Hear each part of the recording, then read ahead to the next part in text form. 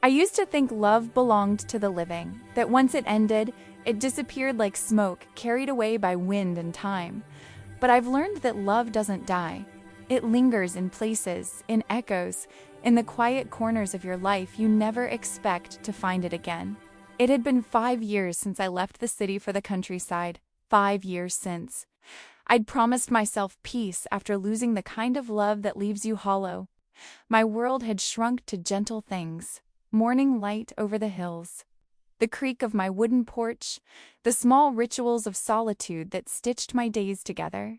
I'd stopped waiting for messages, stopped looking at the horizon like it owed me answers.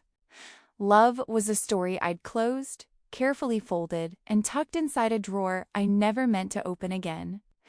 But fate, I would learn, has its own sense of timing, cruel and kind, all at once. It began with a letter. The postman handed it to me one afternoon, an envelope aged by time, the edges soft, the ink faded to a blue-gray whisper.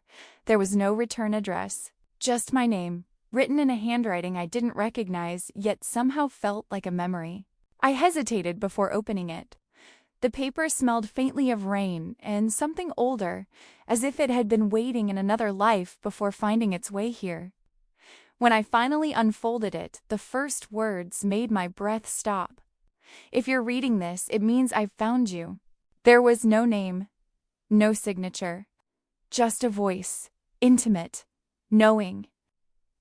The letter spoke of places I'd never mentioned to anyone: the river bend behind my cottage, the oak tree that leaned toward the field like it was listening, the small scar on my wrist from when I was a child.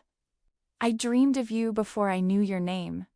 I don't know where or when, but every night I see you standing by the window, looking at the rain like you're waiting for something that never arrives. I read the letter 3 times. My pulse quickened each time, not from fear, but from recognition, the strange certainty that whoever wrote it understood me, not as I appeared to the world, but as I existed inside. At first, I thought it was a mistake. Maybe it was meant for someone else. But the way it described my loneliness, my quiet, my unspoken grief, it was as if it had been written from within my own heart. Days passed. I kept the letter on my nightstand, reading it at dawn and before sleep, as though it breathed differently depending on the light. It comforted me in ways I didn't want to admit, a reminder that somewhere, someone once looked at the world and saw me. Then another letter arrived. This one was postmarked from a town 2 days' journey away, a place I hadn't visited in years. The handwriting was the same. The tone was tender but filled with longing, like someone writing across lifetimes. I saw you by the river again. You were wearing white, your hair tied loosely. You turned toward me, and for a moment, I thought you recognized me. I think you will soon. I felt something shift inside me, not fear, but curiosity laced with a pulse of destiny. Who was he? How did he know these moments that hadn't yet happened? One morning, I found myself standing by the river, wearing the white dress I'd nearly forgotten I owned. The air was cool, filled with birdsong and mist. I waited, not sure what I was waiting for. A sign, a person, a feeling. And for the first time in years, I felt alive. I began writing back, even though there was no address. My letters were quiet confessions written to the unknown, about the loneliness I'd made peace with, the heartbreak that had once broken me, the strange comfort of believing someone might be dreaming of me. Each time I mailed one, another would appear, as if the universe was responding. Weeks turned to months. My small life began to bloom again, not from external change, but from the feeling of being seen, truly seen. It was as though the letters carried warmth across invisible distance, awakening parts of me that had gone dormant. Then came the final letter, shorter, different. It's time. I've waited long enough. I'll be at the old train station by dusk. You'll know me by the way I look at you, the way I always have. That evening, the world seemed to move slower. The air was thick with anticipation, like nature itself was holding its breath. I walked the long path toward the abandoned station, the same place my parents once said held ghosts of travelers who never left. The sky blushed with orange and violet.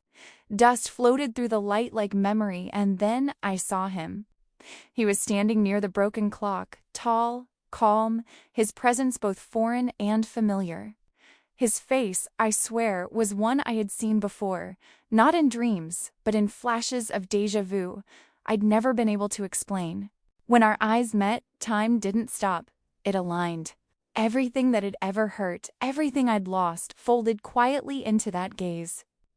He smiled softly, like a man recognizing a home he'd only imagined. And in that moment, I felt something warm ripple through me, the strange joy of inevitability. We didn't speak. Words would have ruined it. We just stood there, the fading light between us, the air thick with recognition. His eyes were kind, not the kind of kindness that asks for something, but the kind that says, I already understand. When he finally reached for my hand, it felt like completing a sentence the universe had started long before either of us existed. He told me he'd been writing letters for years to a woman he'd met once in a dream, long before he ever found this town. Every detail he described in his dreams matched my life exactly. He said he used to think he was losing his mind, until one day he saw me, standing by the river in white. We stayed there for hours, the sun dipping low, the world around us dissolving into gold.